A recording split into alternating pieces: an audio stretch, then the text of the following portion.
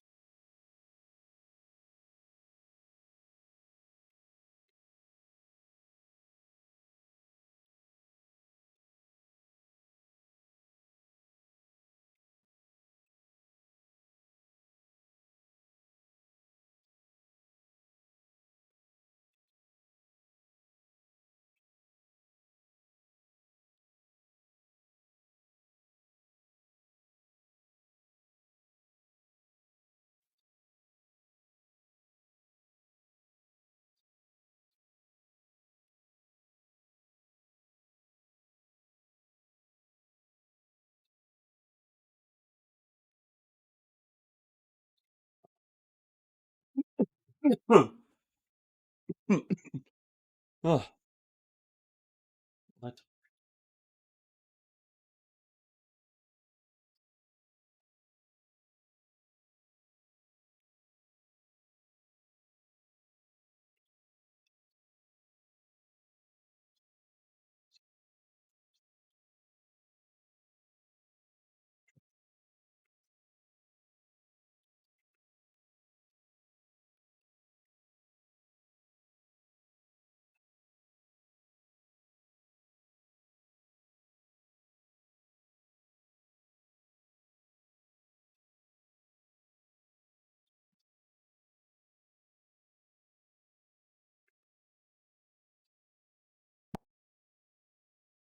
Oh, that was good. Here. Now I'll look at messages. All right. One thing just a reminder, Proverbs is it's a book about probability. Um, so we cannot see them as promises. But we can statistically, like, following the moral life, fear of the Lord, there is generally a good things will happen. And that's where the book of Ecclesiastes and the book of Job will then say, like, if you try to say that these promises always happen by living this life, those book will then challenge that deeper. So we cannot put God in simple square boxes. Um, and so that's something to bear in mind when looking at the book of Proverbs. One thing I also loved about that psalm is if you looked at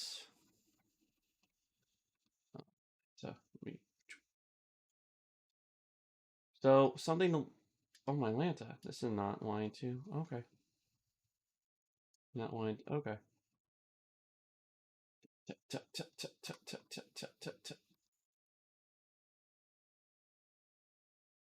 All right.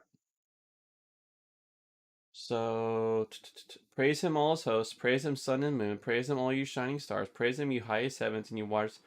So one thing to bear in mind in ancient biblical thinking brain, um, the sun and moon and the stars, they were representative of the host of heaven, meaning that they see them as Elohim. They see them as spiritual beings.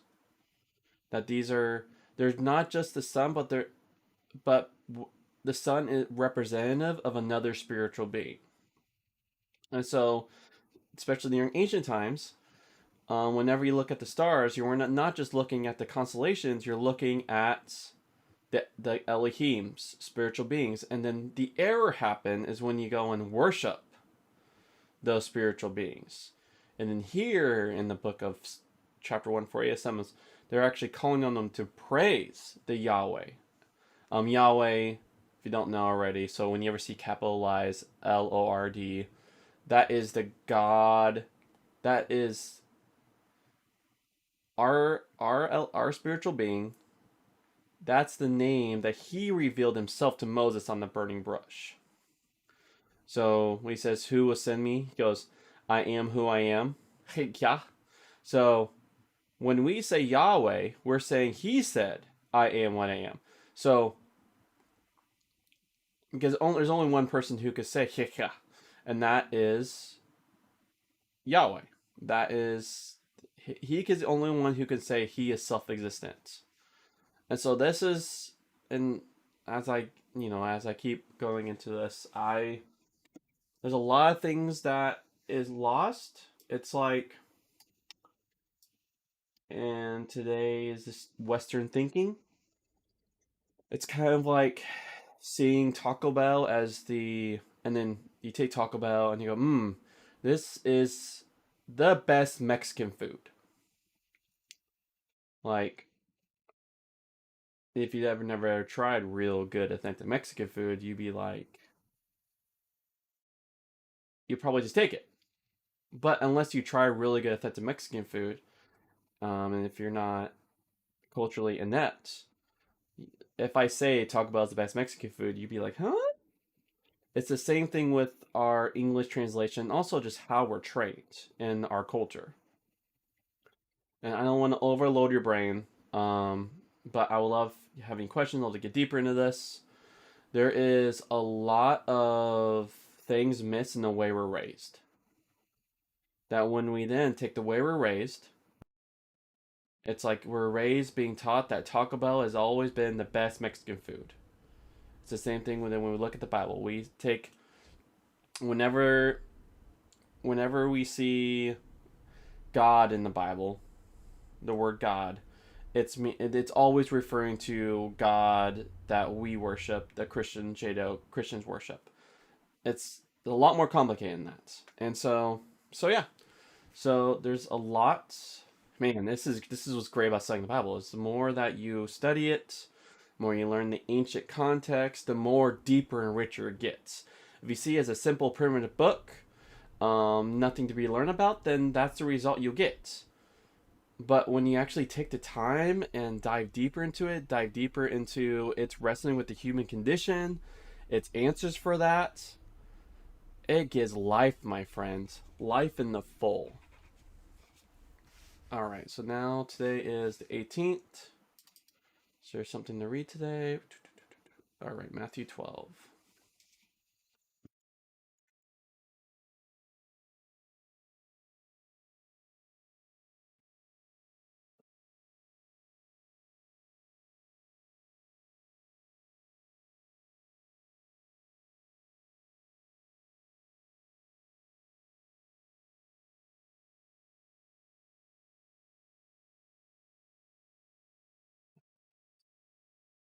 So I think as we learned like last time, I will read Matthew 12 out loud.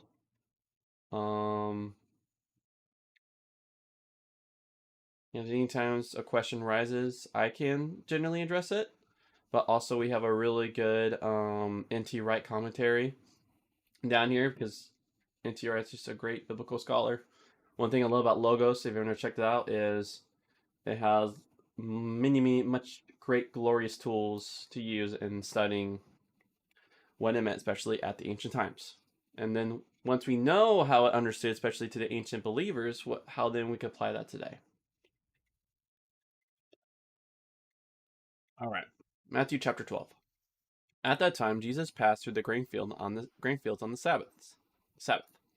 His disciples were hungry and began to pick and eat some heads of grain. When the Pharisees saw this, they said to him, "See, your disciples are doing what is not lawful to do on the Sabbath."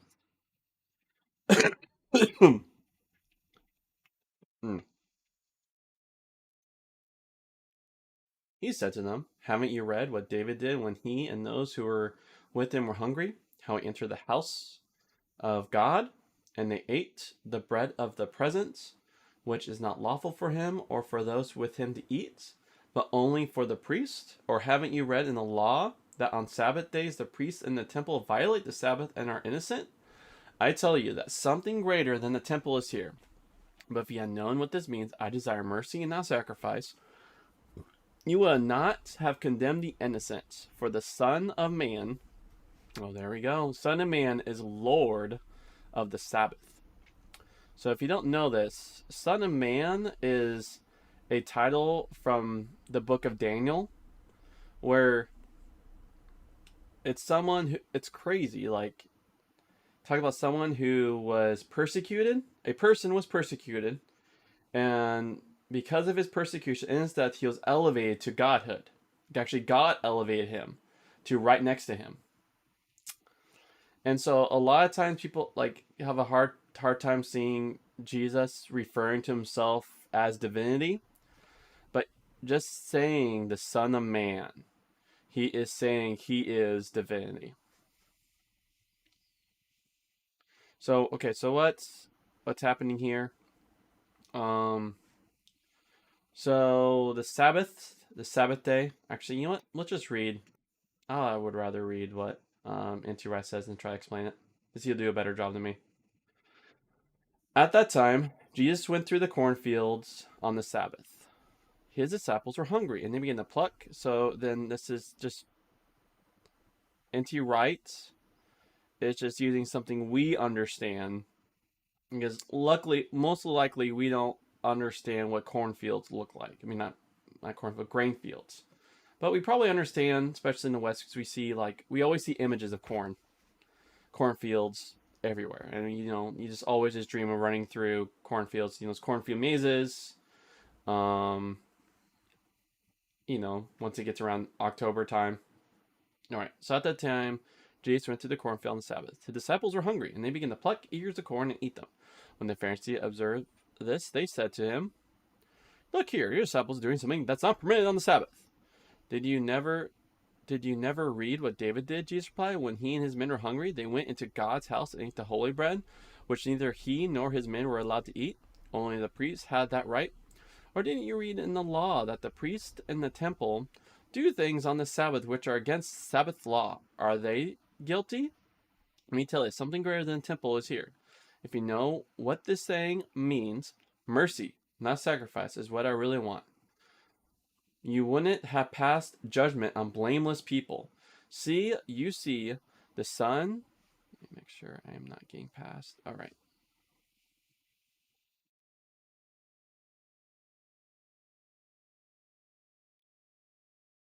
All right, let's continue reading and then we'll finish. So 1 through 14. So I think I'll follow this. So again, still learning. So thank you for following along. All right. We'll go to 14 and then pause. Moving on from there, he entered their synagogue. There he saw a man who had a shriveled hand. In order to accuse him, they asked him, "Is it lawful to heal on the Sabbath?" So more dealing with the Sabbath. He replied to them, "Who among you, if he had a sheep that fell into a pit on the Sabbath, wouldn't take hold of it and lift it out? A person is worth far more than a sheep. So it is lawful to do what is good on the Sabbath." Then he told the man, "Stretch out your hand." So he stretched it out, and it was restored, as good as the other. But the Pharisees went out and plotted against him, how they might kill him.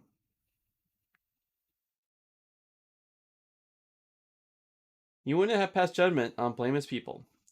So now we're going to the commentary. Yes, you see, the Son of Man is master of the Sabbath too. He left the place and went into their synagogue, where there was a man with a withered hand. They put out the question, "Is it lawful to heal on the Sabbath?" They asked this so that they could frame a charge against him. Because the idea is during the Sabbath, they're not supposed to do work. And so they went extra beyond in their zealousy for God. Pharisees, they count themselves as zealots for God.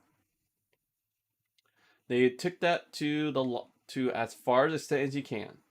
So you can't break down grain kernels. You can't pull corn off. You're can't do any work.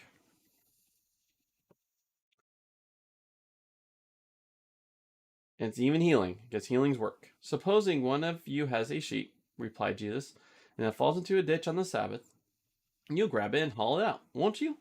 Well then, think how much more important a human being is than a sheep. You see, it is permitted to do good on the Sabbath." Then he said to the man, Stretch your hand out." He stretched it out, and it was restored to health, just like the other one. But the Pharisees went off and plotted against him with the intention of doing away with him.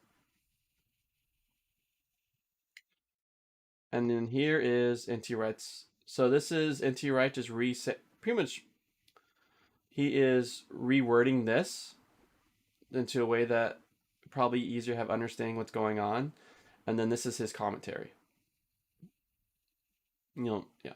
Some years ago, I read a book by a man who had worked most of his life with poor and homeless people in one of the toughest parts of London. It was a gritty tale of just how hard a real life can be for some people, and of how the love of God can come into the middle of the squalor and sadness and change things for the better. At the heart of it, the writer stressed again and again that despite the values of the society all around, which was prepared to leave people on the scrap heap provided their own material comfort and influence was assured, he believed that God cared more for a single human being than for all the trappings of wealth and fortune. The title of his book summed all this up in the well-known phrase, "People matter more than things." This passage with two stories of Jesus being challenged about what he did, but what he and his disciples were doing on the Sabbath could be entitled, People Matter More Than Sheep. Of course, sheep do matter, Jesus said a couple of chapters ago, that God knows about every fallen sparrow, but people matter more, much more, and that's the lever that Jesus used to get underneath the hardened prejudice of his contemporaries and overturn them. Let's be clear about this. Jesus wasn't saying the Sabbath was a bad idea, or that God had changed his mind from the time when he insisted on people observing it, even sometimes on pain of death. He was attacking the way it had become so powerful a system that the people who were agitating for it to be observed strictly had forgotten whose law it was, or what such laws were supposed to be all about. They were there to ensure that God's love for his people would not be interrupted by people being overeager to work more than they should. But if the law, strictly applied, was getting in the way of that love as it flowed out to reach and heal people in desperate need, then it was the law that was wrong. People matter more than things, even when the things are part of the biblical law. And Jesus, remarkably, claimed to have authority over it. The Son of Man is master of the Sabbath too. The phrase, here we go, Son of Man, here seems to refer to Jesus as the one who, as in earlier chapters, is carrying God's authority. It ties in these sayings and actions to the wider story of all that he is doing, all that leads to the final clash with the authorities and then to his death. That final clash, in fact, is hinted at in the first of the two short stories, when the Pharisees, like first-century investigative journalists, on the trail of a politician they want to go down, ask Jesus about the behavior of his followers. Jesus doesn't take the easy way out of explaining that they were hungry and that maybe human hunger overrides Sabbath law. He raises the stakes much higher, talking of something King David did in God's house. This is just an ancient biblical example of how someone got around the law. It's a much more powerful and much more dangerous story for Jesus to line himself up with. This time, it isn't just that people matter more than things, it's that Jesus and his followers matter more than the temple. That's something I never noticed. At the time of the story in question, 1 Samuel 1-6, David had already been anointed as king by the prophet Samuel, but Saul was still the actual king. David was on the run, escaping from Saul, who, not surprisingly, wanted to get rid of him. When David and his followers arrived at the house of God in Shiloh, this was, of course, before the temple in Jerusalem had been built, they were given the special holy bread to eat that normally only the priest would be able to touch. Clearly, the priests in question were quietly supporting David's royal claim. When Jesus quoted this story to explain what he and his disciples were doing, he was saying two things, both of which explain the anger he arose. First, he is the true king, like David. He has been anointed, but not yet a throne. Oh gosh. Dude, that's mind-blowing. I did not see that parallel. A good part of the gospel story is a matter of explaining how he moves from the anointing as baptism to the enthronement on the cross. Second, he and his followers are more important than the temple itself. Not just because people matter more than that. Second, he and his followers are more important than the temple itself. Not just because people matter more than things, but because Jesus matters more than Solomon's temple and all that goes on in it. I want to take a big drink after reading that. This is fighting talk, both for his self-appointed guardians of tradition, the Pharisees, and for any priest to whom this extraordinary claim might get back. When Jesus finally arrives in Jerusalem, these same things, his royal claims and his attitude to the temple, are what get him arrested, tried, and killed. Matthew wants us to see the shadow of the cross already falling over the story. What systems are currently in danger of being exalted over the needs of real human beings? In your country, your church, your family, what would it mean for the Son of Man to be master of them? And that's a good question.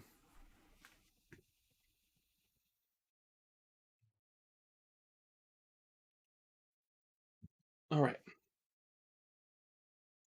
Verse 15. Jesus was aware of this and withdrew. Large crowds followed him, and he healed them all. He warned them not to make him known, so that some in verse 15, chapter 12. If you're just coming along. Jesus was aware of this and withdrew. Large crowds followed him, and he healed them all. He warned them not to make him known, so that what was spoken through the prophet Isaiah might be fulfilled. Here is my servant whom I have chosen, my beloved in whom I delight. I will put my spirit on him, and will proclaim justice to the nations. He will not argue or shout, and no one will hear his voice in the streets. He will not break a bruised reed, and he will not put out a smoldering wick, until he has led justice to victory. The nations will put their hope in his name. This is like, I would love to get this tattooed. This is just talking about the gentleness of Jesus, which I feel like we need more of this than warrior King Jesus that people want to focus so much on. Oh, all right. So we read 15 through 21, and now going through N.T. Wright's commentary of 15 to 21. The sermon. Jesus discovered the plots against him and left the district. Large crowds followed him, and he healed them all, giving them strict instructions not to tell people about him. This was so that what was spoken through Isaiah the prophet might come true. Look here, here's my servant, whom I choose, my beloved one, my heart's delight. My spirit I will place on him, and he will announce my justice to the whole wide world. He will not argue, nor will he lift up his voice and shout aloud. Nobody in the streets will hear his voice. He will not break the damaged reed or snuff the guttering lamp until his judgment wins the day. The world will hope upon his name. The bishop sat at his desk and put his head in his hands. Another 3 letters had just arrived complaining at the way in which a particular parish had changed its styles of music. Ooh, definitely been through that note before. The director of finance had just reported that unless people in the diocese gave a lot more money in the next 6 months, they would have to close some churches and make 2 or 3 priests redundant. The police were investigating. So I'm guessing, because I know N.T. Wright is part, at least what, most likely still part of the England Church. That operates like top down. It's huge, and so like what multiple community does, really affects like the greater corporation. The police were investigating a church worker following some serious allegations. One of his closest colleagues had just had a major operation and was beginning 2 months sick leave. And now a telephone call had informed him that one of his own children was in trouble at school and he must come at once. As he paused, his head spinning with all the bad news, there came into his mind the verse he heard at morning prayer an hour or so before. The world will hope upon his name, Matthew, quoting Isaiah. From somewhere it seemed a long way away. He could see in his mind's eye an African village where a young catechist was explaining. I'm guessing that's how you say that. Yeah, catechist. Where a young catechist. How you say it?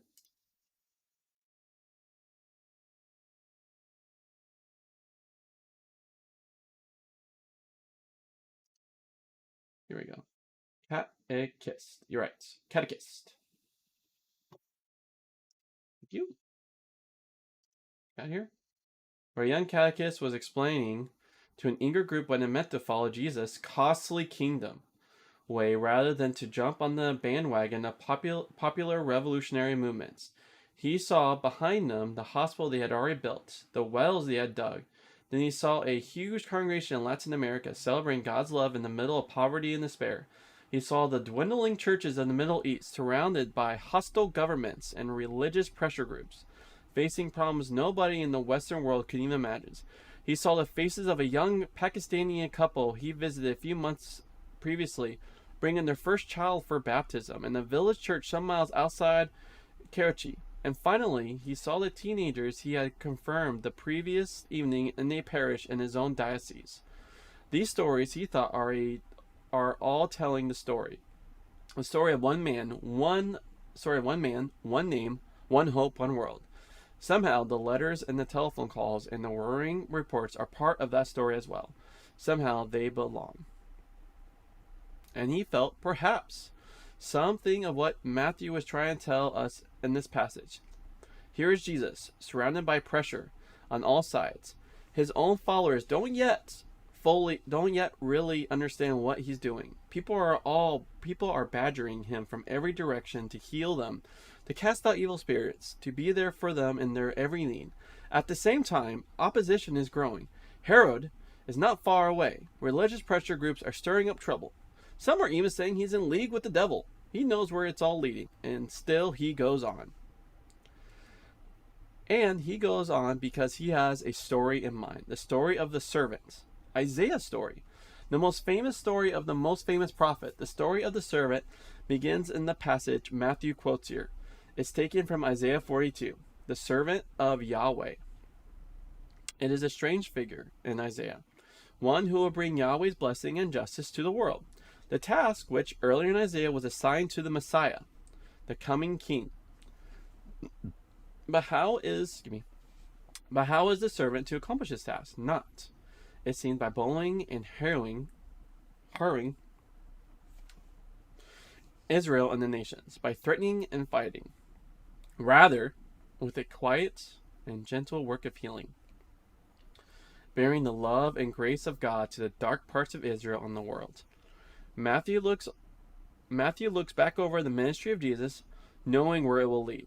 He sees Jesus as the servant, not only when he dies a cruel death, wounded for our transgressions and bruised for our iniquities, but also in the style of what he was already doing in Galilee. He was going about bringing God's restoration wherever it was needed, not by making a fuss, but by gentle leading people into God's healing world.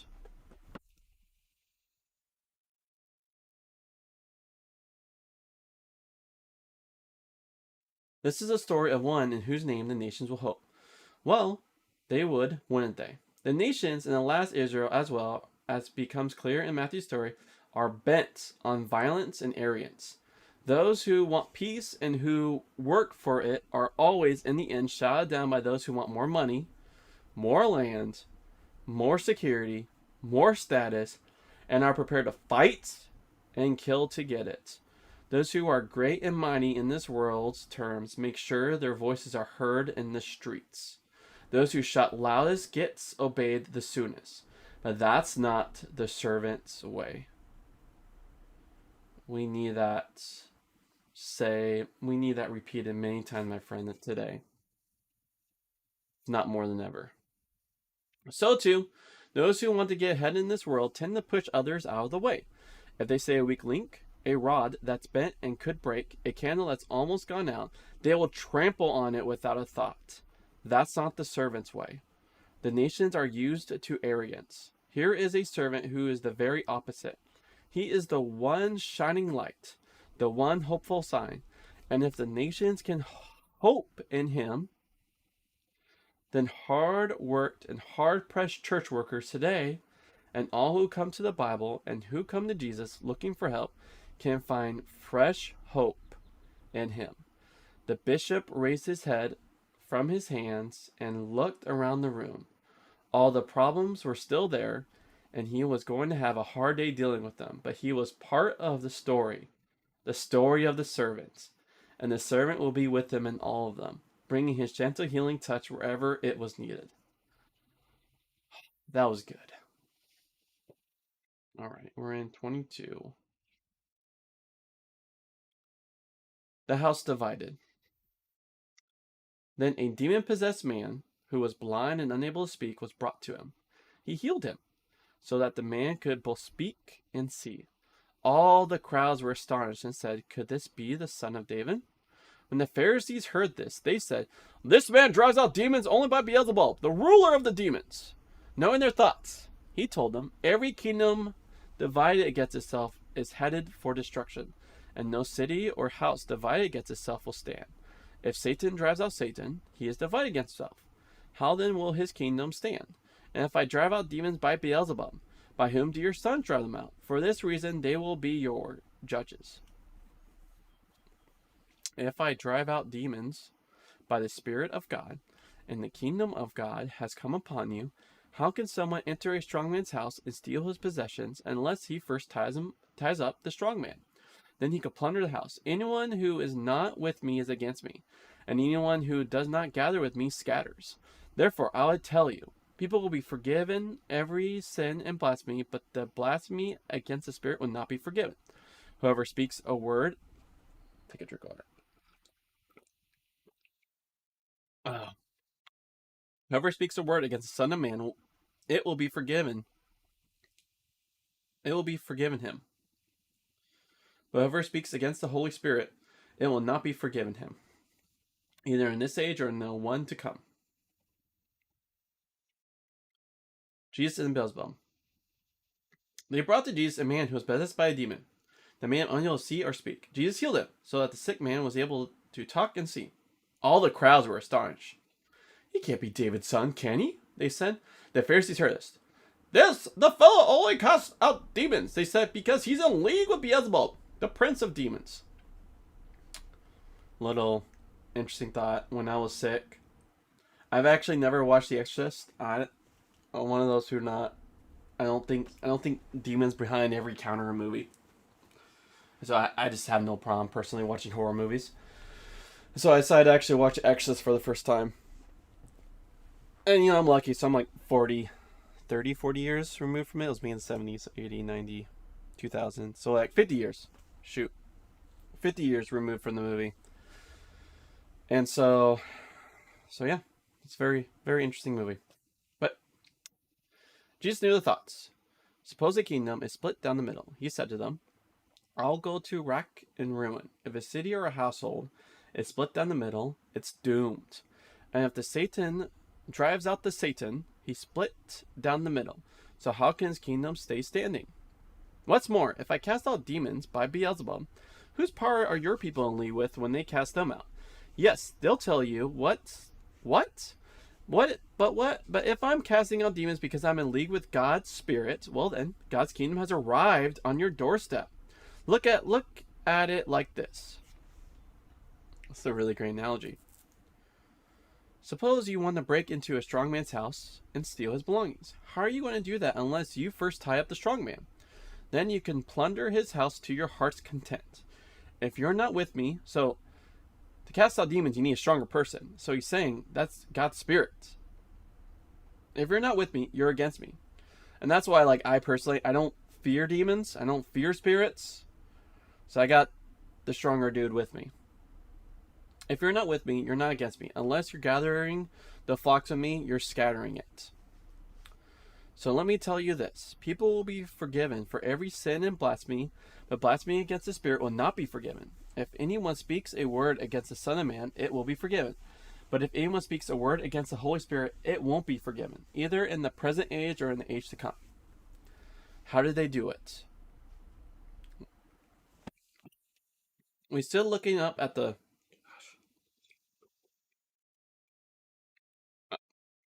I had a really good friend make some homemade ramen last night. Took him 2 days, but brought it over last night. Had delightful homemade ramen for dinner. And I'm not a breakfast person. And so I don't crave breakfast food. And so, but I crave ramen. So I had ramen, and he also made pork buns. So I've had ramen and pork buns, so tons of sodium already. And I am just really thirsty.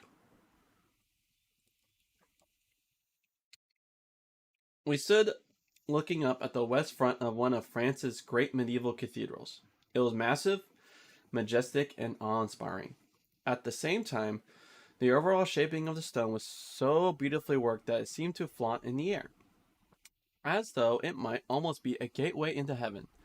A builder in the 21st century would find it a daunting task to do anything like it, even with all the modern technology available. How did they do it 1,000 years ago? Excuse me. I don't know. I don't know the answer to that question, but you hear it as a many great achievements. We watch as a young violinist storm through a concerto. We are awed at the combination of the majestic sweep of the music and the apparent effortlessness which leaves the sound flowing in the air. How, we ask, does she do it? It's a natural question to ask when we see something that seems way beyond our normal capabilities. It is the question they asked about Jesus, and ultimately, there were only two sorts of answers they could give. The healing he was doing were not the sort of things you could achieve by brilliant artistry and technology, like the medieval architects and builders, nor was it a matter of practicing for long, hard hours like the musician. So, as then to be able to perform on stage with apparent ease, no. There was a power at work, a power that put most other powers to shame. It was coming from somewhere, and Jesus' opponents thought they knew where. It was the prince of demons himself. They said Beelzebub is a kind of joking name for the archdemon or devil, the Satan. The accuser. It literally means Lord of Flies or Lord of Filth. Though in Jesus' day, it was most likely just a kind of slang term, a way of avoiding speaking directly of the devil. But why did they think Jesus might be in league with the archdemon? Ah.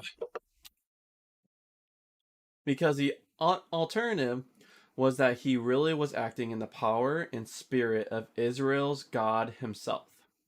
That will mean that everything else he was doing, welcoming outcasts, announcing the kingdom in a way which stood everything upside down, refusing to endorse a program of national liberation, all this would be God's work, even though it seemed to the Pharisees at least as though it was going in exactly the opposite direction to what they thought God wanted.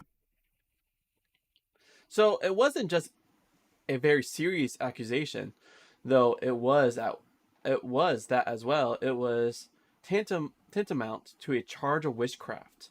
If enough people thought Jesus was dabbling in black arts, that would be the end of him. Soon enough, it was a way of rejecting his whole program, his entire kingdom movement. One of the many interesting things about this change is that it shows to anyone who might have wondered whether Jesus really was doing all these extraordinary things recorded by Matthew and the others, that, as a matter of sober history, he must have been. Only someone doing the sort of remarkable healing recorded in the gospel would incur a charge like this. You'll say, how do they do it? When you're staying beside an ordinary house or watching an amateur musician struggling through a not very difficult piece of music, they would say, how does he do it? Of Jesus, if he really was performing extraordinary deeds. And he can be sure that the early church Jesus devoted followers are after his resurrection. Will never have made up the idea that people said Jesus himself was in league with the devil. No, something like this must have taken place, and for the reasons Matthew gives. Jesus' answers to the charge are almost as breathtaking as the healing themselves. He sends the accusations straight back in a series of counter questions and counter charges. The idea of the Satan doing his own work is ridiculous, he says. One can imagine the Satan giving someone power to levitate, for instance, or to gain wealth or fame. But if he gives him power to undo other aspects of his own, that is, satanic work, he really must be mad. If I'm trying to build a house, I'm unlikely to call in a contractor and give him authority to demolish parts of it. If the Satan is wanting to get more and more control over people, he's unlikely to give Jesus power to set lots of them free. In addition, there are other Jewish, which is crazy to think. Like they do refer to Jewish exorcism, you know, the the man, I'm like losing the word. Exorcism, like that was a practice. Is during this time that there were like people in the temple period where they cast out demons. In addition, there were other Jewish exorcists. Exorcist. That's the. I don't know why I was having a hard time coming up with that word. Exorcist. Whose work meets with some success at least. Are they in league with the devil as well? Of course not. Rather, Jesus' works is a sign of something that his contemporaries were longing for deeply, but were not expecting to look like this. God's kingdom was coming upon them, bursting in as a force, a power to be reckoned with, coming as the only true answer to the question, how is Jesus doing this? In fact, verses 20 and 30, strong man, what Jesus is doing is a sign of something he's already done. If he's now helping himself to the property of the strong man, it can only be because he's already tied him up. First, you have to win the victory over the Satan. Our minds, of course, go back to Matthew 4, 1 through 11. Then you can plunder his possessions. Oh, that's what take back what he stole from me comes from. Okay. Then you can plunder his possession. There is a sobering word there for all who seek to advance God's kingdom. Are we prepared to go the long, hard route of first winning the victory over the temptation? Jesus' final warning has often worried devout readers.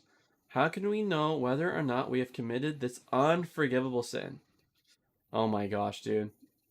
So much speculation over the unforgivable sin.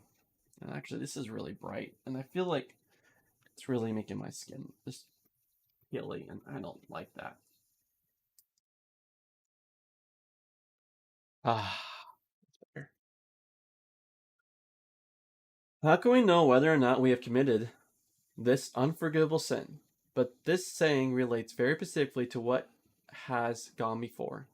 Jesus is warning against looking at the work of the Spirit and declaring that it must be the devil's doing. If you do this, it's not just that you won't be forgiven, you can't be, because you have just cut off the very channel along which forgiveness would come. Once you declare that the only remaining bottle of water is poison, you condemn yourself to dying of thirst. Let me repeat that. Everyone can hear. The unforgivable sin is seeing the works of Jesus and saying that the work is of the devil. Let's just stop right there. Just okay. Put that light more directly on me. Boop, boop, boop, boop. That's like really zoomed in. All right, whatever. I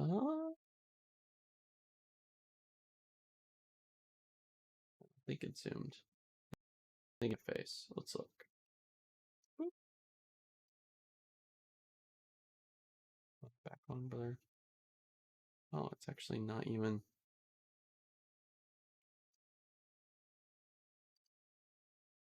Oh wait, I'm looking at the wrong computer.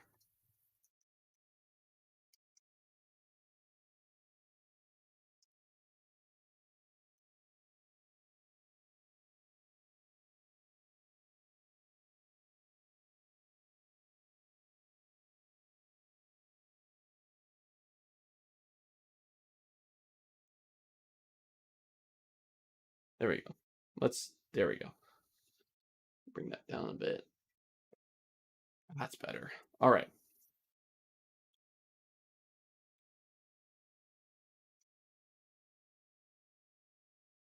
So it's interesting is growing up, people always think like people ever say hail Satan, that they committed the unforgivable sin. A lot of someone who's grew up where like the idea of left behind, and like if you ever mark yourself with 666, which a lot of friends in high school did because it was their way of committing blasphemy. And they're like, "Now how can God forgive me? As I committed the unforgivable sin?" It's like you've actually haven't. So there you go. Although the warning is therefore not so worrying at one level as some have imagined, if you're worried about committing this sin, it's a good sign that you haven't done so. So it remains serious in terms of the decision people reach about Jesus. It is still possible for people to look at him and say he must have been mad or worse. But if Jesus really was bringing God's kingdom into reality, refusing to acknowledge it means cutting yourself off from its effects, of which forgiveness is one of the chief ones. When we look at Jesus and ask, "How do you do it?" this isn't just a matter of idle curiosity.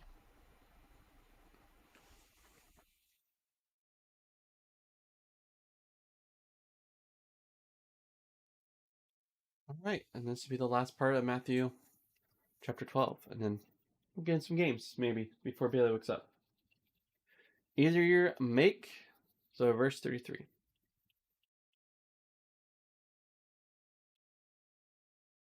You know what? I think I'll just read this version. Make it easy. Matthew chapter 12 verse 33 through 42.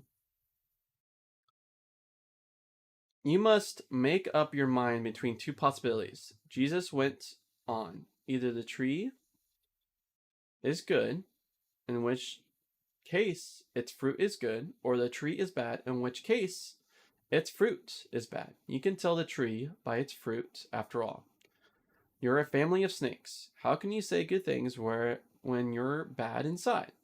When the mouth speaks is what fills the heart. A good person produces good things from a good storeroom. An evil person produces evil things from an evil storeroom. Let me tell you this. On Judgment Day, people will have to own up to every trivial word they say. Yes, you will be vindicated by your own words, and you will be condemned by your own words. Teacher, responded some of the scribes and Pharisees, we would like to see a sign from you. This wicked and immoral generation is looking for a sign, replied Jesus, but no sign will be given to it except the sign of Jonah. Jonah, you see, was in the stomach of the sea monster for 3 days and 3 nights. And in the same way, the Son of Man will be in the heart of the earth for 3 days and 3 nights. The men of Nineveh will rise up at the judgment along with this generation and will condemn it. They, after all, repented when they heard Jonah's warning. And in case you hadn't noticed, something greater than Jonah is here. The queen of the south will be raised at the judgment with this generation and will condemn it. She, after all, came from the ends of the earth to hear the wisdom of Solomon. And in case you hadn't noticed, something greater than Solomon is here. We all like to play at being amateur detectives. Every year, another crop of novels appear, and sometimes plays and movies as well, in which a wicked deed has been performed and nobody can figure out who did it. Some of the greatest names of fictions have created almost equally famous heroes and heroines, with Conan Doyle's Sherlock Holmes the best known of a distinguished list. The ability of the detective lies mainly in this, to spot the one or two most relevant clues out of the massive information, and mostly irrelevant, which blinds the rest of us. As we read the novels, even if we are experienced students of this sort of writing, we all too easily get caught up in the plot, in the lives of the central character, in the 101 fascinating details, and miss the often quite obvious thing that would have told us the truth all along. Jesus' opponents ask him for a clue, so that they can know the truth of what's going on, but he refused to provide one. They got to figure it all out for themselves, and he knows that they're not up to it. They have blinded themselves to the real clues that are all around them, and by the time the plot is finally unveiled, it will be too late. There will come a time when a clue, and more than a clue, is provided. The Son of Man will be 3 days and 3 nights in the heart of the earth. This is always saying he will be buried. Jesus says it like this because it ties in the future fate with the strange fate of the prophet Jonah. In other words, Jesus' resurrection, which is a very interesting fact because if you read Jonah, It like talks about Jonah being the belly of the fish, like kind of like a grave in Jonah, which is so interesting. In other words, Jesus. In other words, Jesus' resurrection after he has been thoroughly dead and buried will be the clue that even his opponents won't be able to miss. But by then, the moment will have passed. They will be judged for their failure to read the clues that were, in fact, in front of their noses all along. Jesus makes the point more strikingly by looking ahead to the day of judgment and comparing his own Jewish contemporaries unfavorably with certain pagans of old. First, consider the story of the prophet Jonah himself. After his extraordinary escape with the sea monster, he preached to the great city of Nineveh, warning that it was about to be overthrown. The people repented of their wickedness, and the city was saved. Second, the Queen of Sheba, which is Jesus is like using examples where they'll just piss off people. Is using people who are not Israelites, who just were more righteous than them.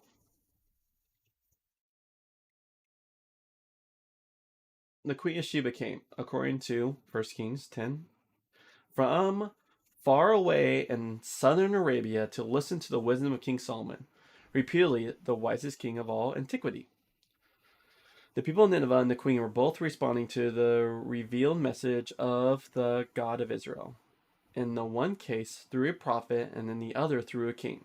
Matthew's reader already knows that Jesus is a prophet and has come to suspect that he is also the true king, the Messiah. Both of these are strikingly confirmed when Jesus declared that something greater than both Jonah and Solomon is here. This then is what the alert first century detective should have picked up when looking at Jesus, and what the scribes and Pharisees were failing to see. This passage joins on very close to what went before. The controversy about whether Jesus was in league with the devil. They are faced, Jesus says, with a choice. The tree and its fruit are either good or bad. In other words, what Jesus is doing is either good all through or bad all through. Either the work of God from top to bottom or the work of the devil. The implication is surely clear. They should be able to understand from looking at what he was doing, healing of all kinds of disease, and that God was indeed at work in him. But Jesus then turns the point around. If they can't figure out what he is doing, they could at least take warnings about their own behavior, their speech, and remember that they had just accused Jesus of black magic. Will show what's really in their hearts. Casual words always reveal deep attitudes. Jesus said it long before Sigmund Freud did, in the famous Freudian slip. The secret someone is trying to hide pops out of their mouths before they can stop it. As a result, casual words will be used on the day of judgment as a reliable indicator of what really mattered, the state of the heart. Jesus' charge against his opponents, then, is that they are like readers of detective fiction who can't stop the clues because they're too busy with their own agendas. The same question presses on us today, both for ourselves and for those who hear the message we preach and live. Can they see the heart of what's going on in the life and work of Jesus?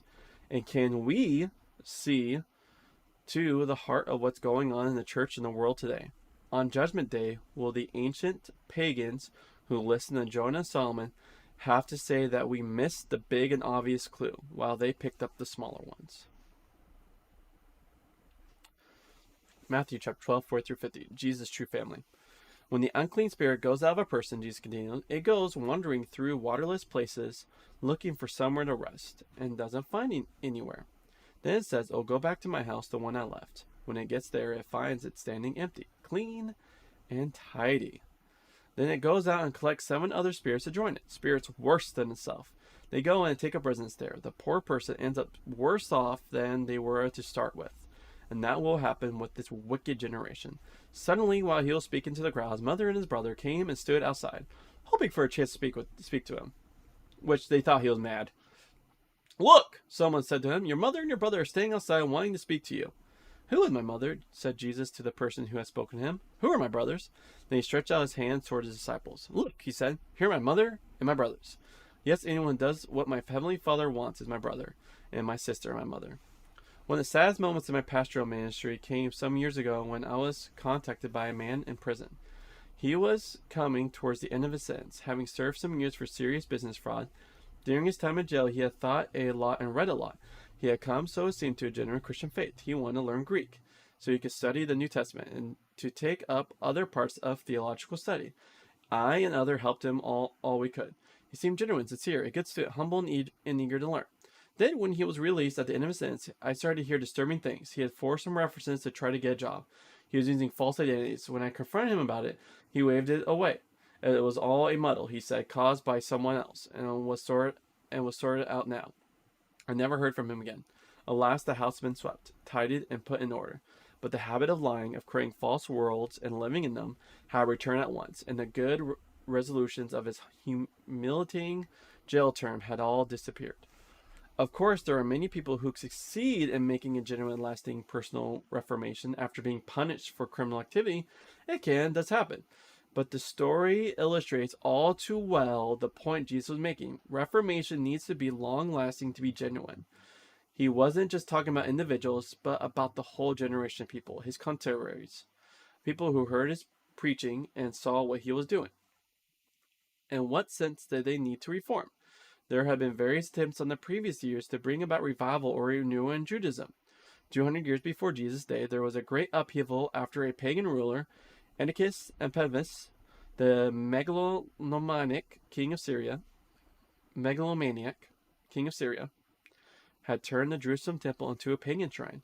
Judas Maccabees and his colleagues had beaten the Syrians, cleansed the temple, and established a new royal house that lasted 100 years.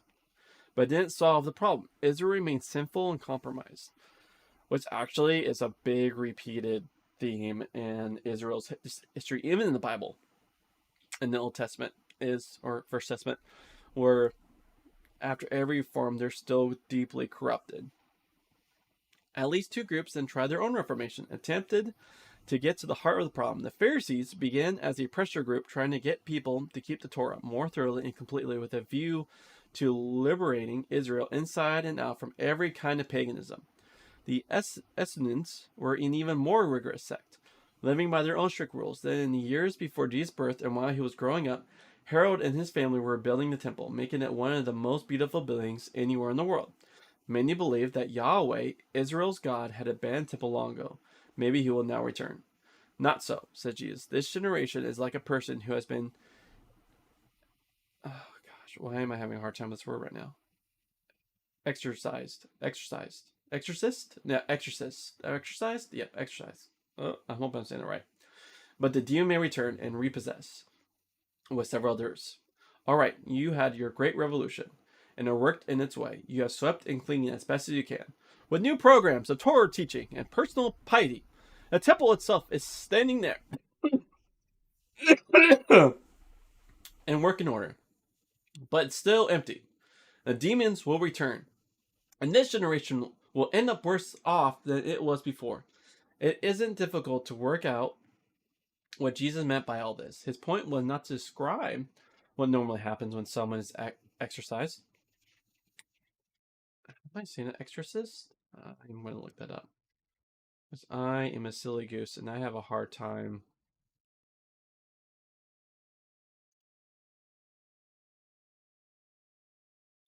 I just have sometimes hard time with words. Like,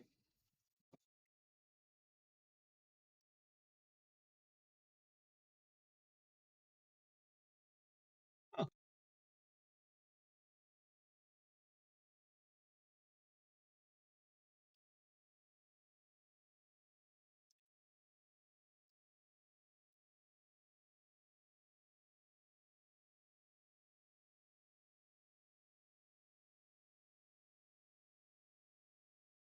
or so I guess exorcised. Okay, I think I'm saying it right. This sounds like I'm saying exercise, but exorcised. His point was not to describe what normally happens when someone is exorcised. If this is what tends to happen after exorcisms, it would be better not to do them in the first place. He was using the danger of repossession to make a sharp comment at the end of the long discussion of what he got his power from, about the danger that his countrymen were facing. They had all kinds of reforms, but unless the house got a new inhabitant, The demons they had expelled will return with others as well. Arrogance, violence, hatred, darkness, sometimes masquerading as obedience to God's will. Oof. All these things would come in and wreck everything. Jesus had urged them to repent of all this and to accept his kingdom way, but they hadn't done so. They needed to know that they were inviting disaster. The section finishes with the strange but telling little scene between Jesus and his family. Mark, in a similar passage, tells us that they are themselves anxious about his sanity. The implication certainly seems to be that Jesus regards their presence as a distraction and an interruption. I've almost thought my brain was saying interruption. But the point here is not so much a negative one about his physical family as a strong and positive one about his disciples. They are doing God's will, he declares, by listening to his kingdom teaching. They are therefore his true family. For much of this chapter, Jesus has been assailed and attacked by people who regard him and his work as dangerous, subversive, and possibly demonic. But there are some people, and here they are, sitting around, who are not threatened by his opposition. They are discovering that when they listen to Jesus, they are brought into the presence of God and into knowing and doing his will in a whole new way. That, of course, is the challenge for all of us as we study Jesus today, as we listen to what he says and watch what he does. Are we sitting back and criticizing? Are we wanting to interrupt and say, hold on a moment, why are you doing it like that? Or are we learning that by listening in humility and then acting in obedience, we are brought into a new relationship with the one whom Jesus called Father? Well, thanks for being with me, my friends, through that. Yeah, let's get right into the game. Until Bailey wakes up, which might be any moment. It took a while to get through that. Love you guys. That was good. I've learned something. Man. I'm gonna go get some water while that loads up.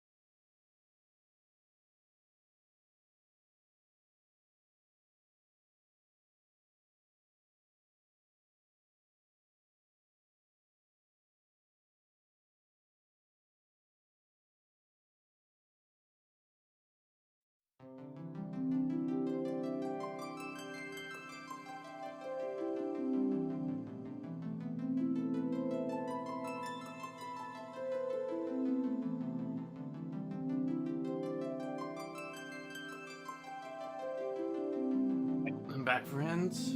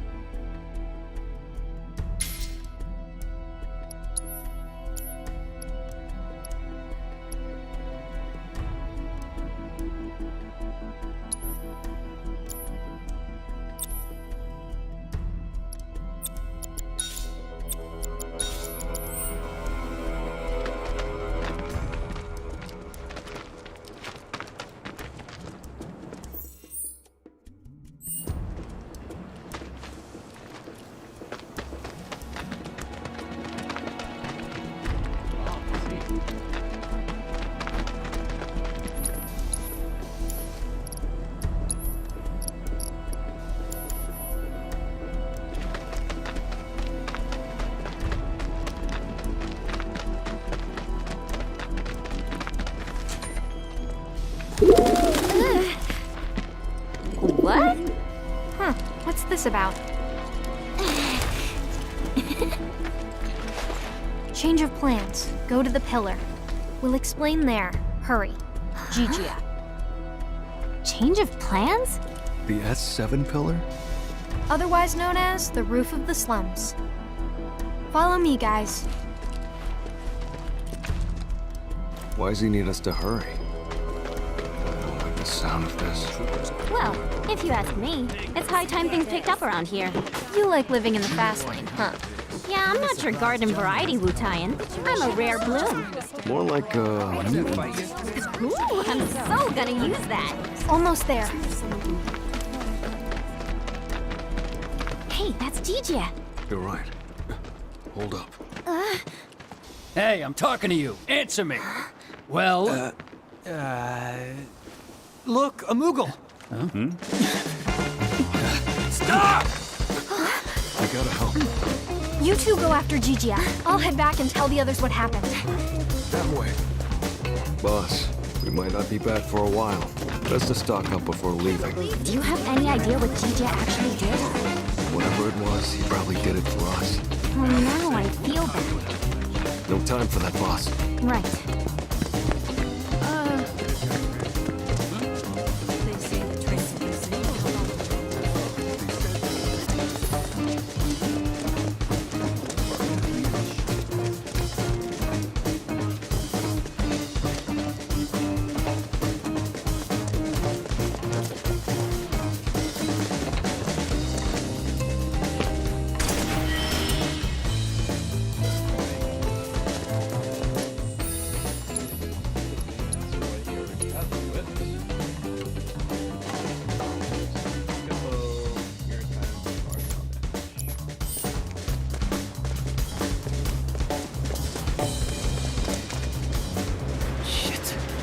Got nowhere to run.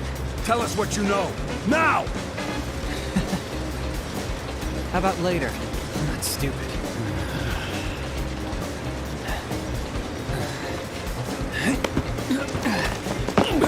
Hey! After him! Oh, talk about fast. Is he one of us? We don't have time to get into that, boss. You can ask him yourself once he's safe. Come on.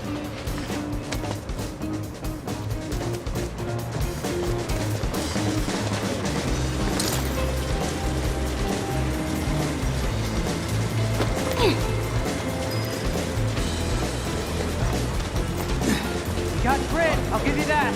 Piece of shit. He's toying with us. Is this some kind of factory or something? It reminds me of a place I passed through when I first got here. And if it's anything like that, it'll be crawling with monsters.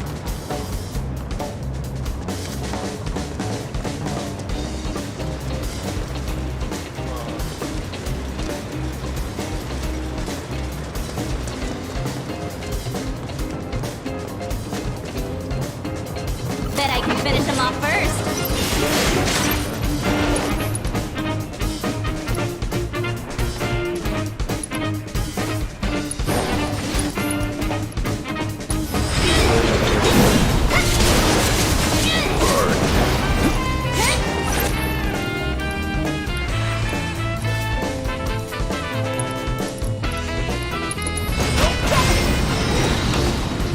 We're the best.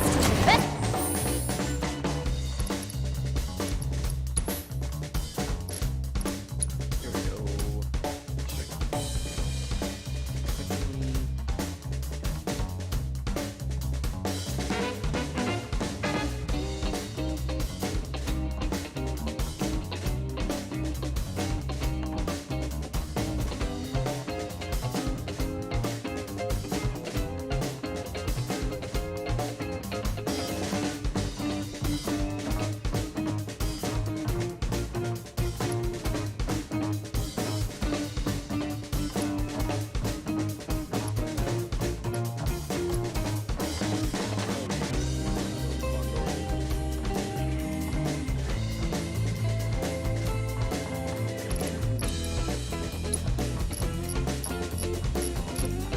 There ever was. That's the spirit, boss. Gotcha.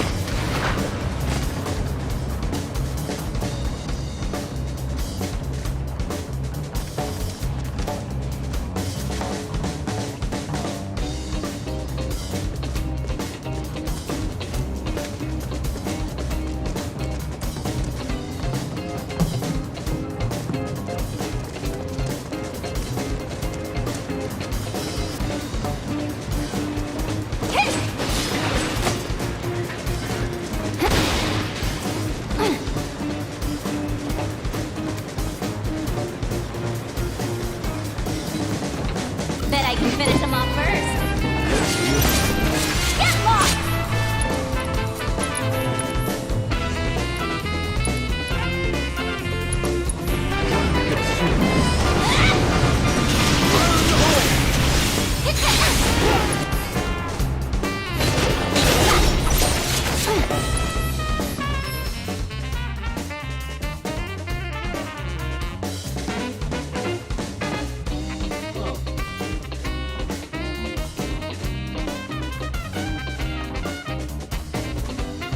Sonon! You called? Gotta pay! I'm going to back up! Got it. Don't pull any punches! Wasn't planned.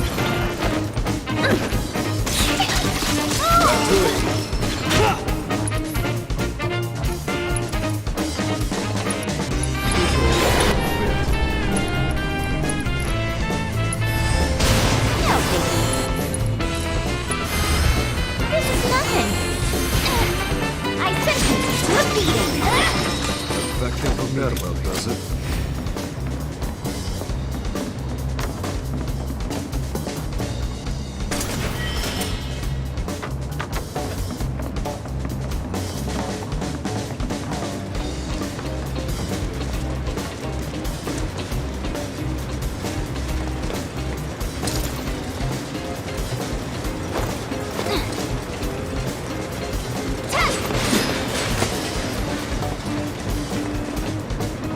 You know, I would rather have it created.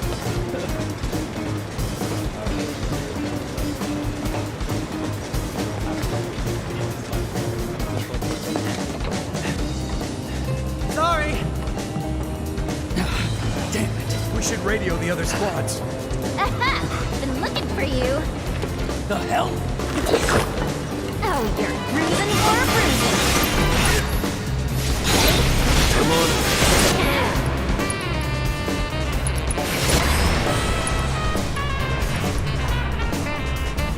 Time to get serious. Need a light?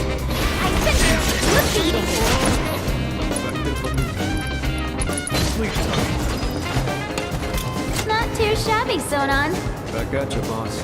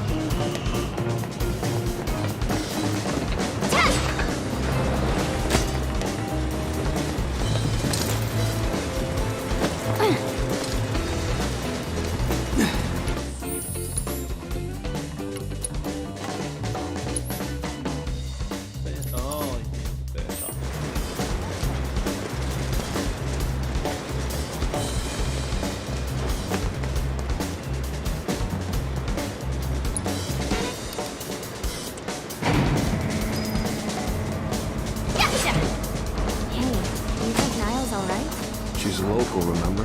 She'll be fine. No, she's actually pretty cool. I feel bad saying this, but after what happened back home, I just kinda assumed no one in Avalanche could be trusted. Like, they were all the same as the ones I fought. Yeah, I can imagine. But it looks like Avalanche has changed a lot since that went down, huh?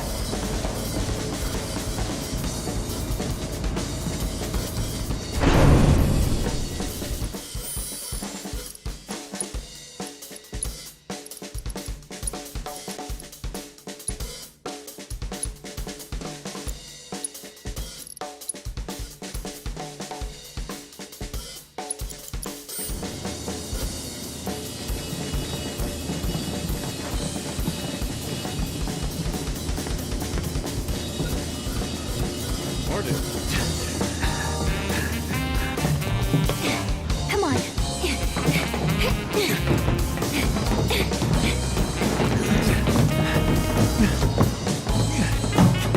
You guys just don't know when to quit.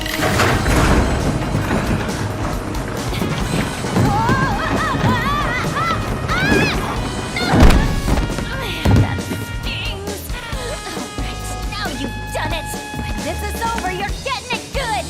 Enjoy your freedom while you can, DJ!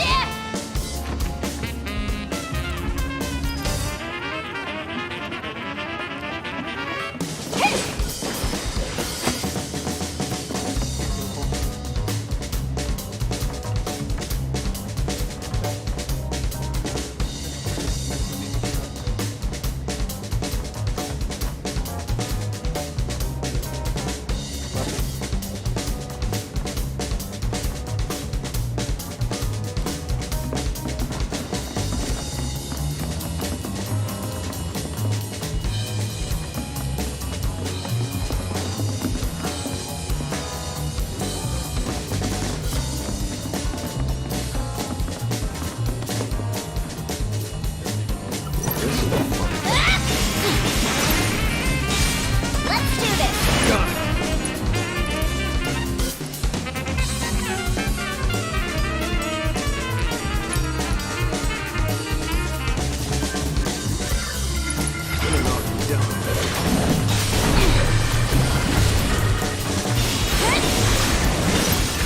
Gonna pay! Gotcha!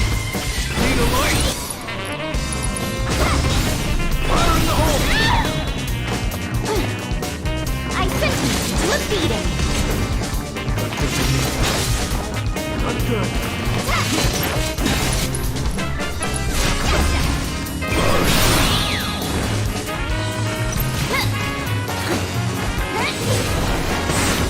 Don't pull any punches! That wasn't fun.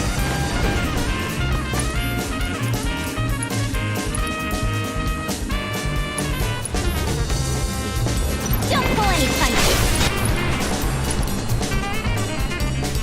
Time to kick some butt! I sentence you to a beating! Don't pull any punches! So what'd you think? Aren't I just awesome? That and then some.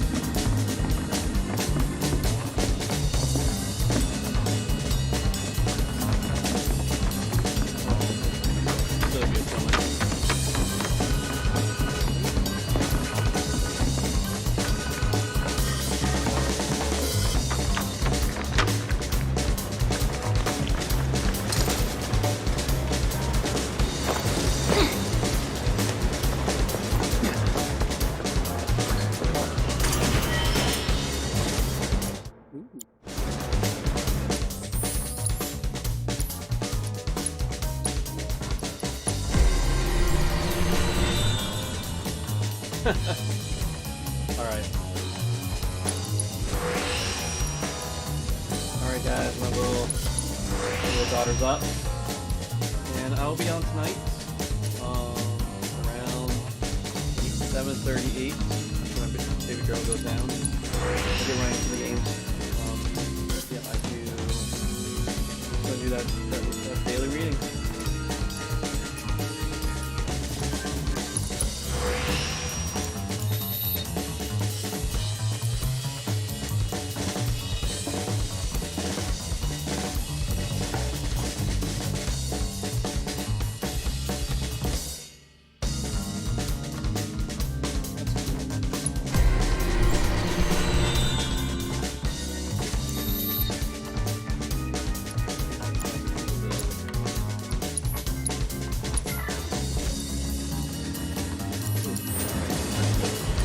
Definitely do